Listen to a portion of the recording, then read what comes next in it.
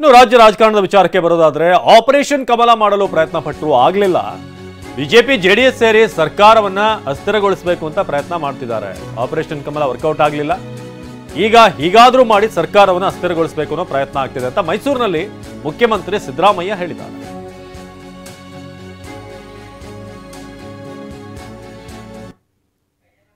Secretary ಹೊಸ chief secretary ಆಗಿದ್ರು ಭೇಟಿ ಮಾಡಕ್ಕೆ ಅಷ್ಟು ಗೊತ್ತು ನನಗೆ. ಹೊಸ ಚೀಫ್ ಸೆಕ್ರೆಟರಿ ಆದಮೇಲೆ ಅವರು ಡೆಲ್ಲಿಗೆ ಹೊಂಟೋಗಿದ್ರು ಗವರ್ನರ್. ಅವರು ಊರಿನಲ್ಲಿರಲಿಲ್ಲ. ಅವ್ರು ಬಂದ ಮೇಲೆ ಭೇಟಿ ಮಾಡಿದ್ದಾರೆ ಅಷ್ಟೇ. ಸಿದ್ದರಾಮಯ್ಯ ಅವ್ರನ್ನ ಟಾರ್ಗೆಟ್ ಮಾಡುವಂತದ್ದು ಮುಂದುವರೆದಿದೆಯಾ ಅಂತ ಸರ್ ವಿಪಕ್ಷಗಳಿಂದ ಬಿಜೆಪಿ ಜೆಡಿಎಸ್? ಈಗ ಅವರು ನನ್ನನ್ನು ಯಾಕೆ ಟಾರ್ಗೆಟ್ ಮಾಡ್ತಾವ್ರೆ? Why they are targeting me?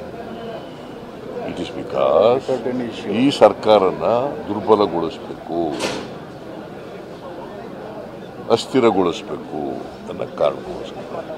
ಯಾಕಂತಂದರೆ ಟ್ರೈಡ್ ಆಪರೇಷನ್ ಕಮಲ ಮಾಡೋಕ್ಕೆ ಪ್ರಯತ್ನ ಮಾಡಿದ್ರು, ಅದಾಗಲಿಲ್ಲ. ಅದಕ್ಕೆ ಬಿ ಜೆ ಪಿಯವರು ಜೆ ಡಿ ಎಸ್ನವರು ಇಬ್ಬರು ಸೇರ್ಕೊಂಡು ಅಸ್ಥಿರಗೊಳಿಸಲಿಕ್ಕೆ ಪ್ರಯತ್ನವನ್ನು ಮಾಡ್ತಾ ಇದ್ದಾರೆ. ಯಾಕಂತಂದರೆ ಅವ್ರಿಗೆ ಸಿದ್ದರಾಮಯ್ಯ ನಾನು ಬಡವರ ಪರವಾಗಿ ಕೆಲಸ ಮಾಡ್ತಾ ಇದ್ದೀನಲ್ಲ, ಗ್ಯಾರಂಟಿ ಯೋಜನೆಗಳೆಲ್ಲ ಇಂಪ್ಲಿಮೆಂಟ್ ಮಾಡಿದ್ದೀವಲ್ಲ, ಅದನ್ನು ತಡ್ಕೊಳಕ್ಕಾಗಲ್ಲ ಅವ್ರ ಕೈ.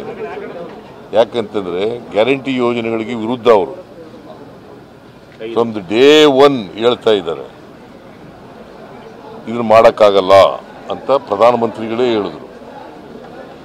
ಒಂದು ವೇಳೆ ಮಾಡಿದ್ರು ಕೂಡ ನಿಲ್ಲಿಸ್ಬಿಡ್ತಾರೆ ಅಂತ ಹೇಳಿದ್ರು. ನಿಲ್ಲಿಸಿದ್ದೀವ ಈಗ ನಾವು?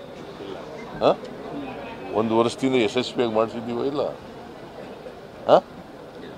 ಅದಕ್ಕೆ ವಿರುದ್ಧವಾಗಿರತಕ್ಕಂಥವ್ರು ಅವರು.